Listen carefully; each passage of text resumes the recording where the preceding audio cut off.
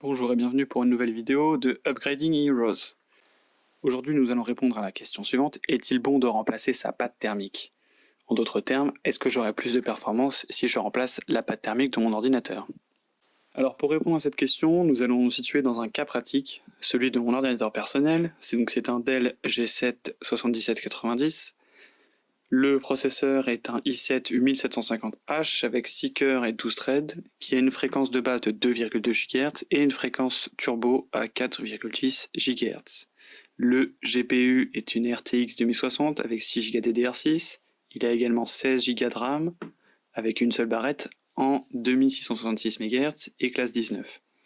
Il a deux stockages, un SSD de 256 Go qui sert principalement pour l'OS et un disque dur de 1 Teraoctet. Donc pour savoir si c'était nécessaire de changer la patte thermique de mon processeur, j'ai donc dû le pousser à bout et pour ça j'ai utilisé AIDA64 qui est un excellent logiciel qui vous permettra de stresser votre processeur, c'est-à-dire le forcer à aller au maximum de ses performances. L'intérêt étant de voir si, lorsqu'il arrive au maximum de ses performances, il surchauffe.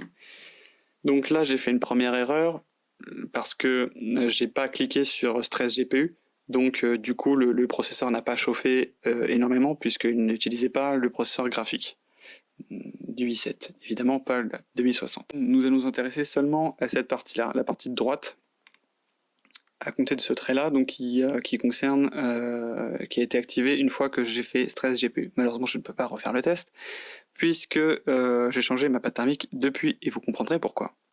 Donc au début du test, on observe ici que le processeur n'a pas surchauffé, et c'est très bien puisque c'est ce qu'on voulait, mais très rapidement, le processeur va chauffer beaucoup plus que ce que les ventilateurs sont capables de refroidir, et donc malheureusement, on va avoir ce qu'on appelle du thermal-throttling. Donc c'est un phénomène qui permet de réduire la température du processeur en baissant ses performances. Donc ici, j'ai un score de 41% de thermal-throttling sur une durée de test de 10 minutes. Alors ensuite, on va passer à la page des statistiques sur cette utilisation. On peut voir sur cette page de statistiques que effectivement la température de 100 degrés a été atteinte sur quasiment tous les cœurs physiques du processeur. Et c'est très mauvais puisque non seulement il réduit ses performances, mais aussi parce qu'il s'use et parce qu'il use la carte mère et risque d'endommager la carte mère à cause de sa surchauffe.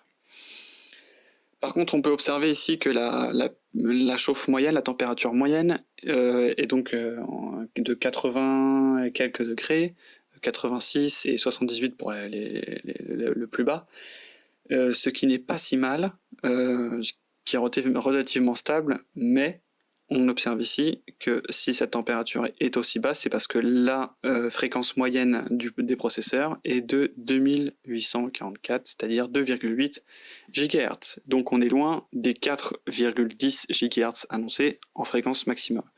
Donc j'ai changé ma patte thermique, et si on regarde ici, au niveau des températures au début du test, donc il y a une très haute montée en température, les ventilateurs se mettent à tourner à fond, la température descend un peu, le processeur, la température remonte encore, atteint un pic et descend doucement pour se stabiliser autour des 80 degrés. Donc au niveau de la surchauffe, j'ai très peu de surchauffe puisque là il a détecté que 4%, donc comparé aux 41% de la patte thermique de base qui était mise par Dell. Donc on a un vrai gain de performance ici. Puisque c'est 4%, je pense même que c'est peut-être une erreur de AIDA64, puisque vous voyez à terme des 10 minutes, donc 10 minutes c'est le test, la durée de test qui est recommandée, ça sert à rien de le faire pendant des heures et des heures, ça va se stabiliser au bout d'un moment. Donc au bout de 10 minutes, on a suffisamment long pour savoir que le processeur ne chauffe pas trop. Donc là on voit que ça se stabilise vers les 80 degrés, admettons entre 79 et 88. Et si on va sur la page des statistiques, on observera avec stupéfaction que cette fois le maximum est tout de même très haut, 92, 95, 93, et la moyenne est à 82, 81, 84. Donc là on va voir que la température est un petit peu plus basse que tout à l'heure. Donc maintenant, nous allons comparer les différences de température entre la pâte thermique de base et la pâte thermique que j'ai ajoutée. Donc on peut s'apercevoir que donc, le maximum de 100 degrés est atteint donc sur la pâte thermique de Dell, alors qu'avec le changement de pâte thermique, on n'atteint pas le maximum, mais on reste quand même sur des températures maximum très élevées. Maintenant, on va regarder les températures moyennes. Les températures moyennes sont relativement similaires, voire peut-être un petit peu plus basses pour la nouvelle pâte thermique. Donc pourquoi elles sont si similaires? C'est parce que, comme je vous l'expliquais, le principe du thermal throttling consiste à réduire la puissance du processeur pour réduire sa chauffe, de manière à le protéger.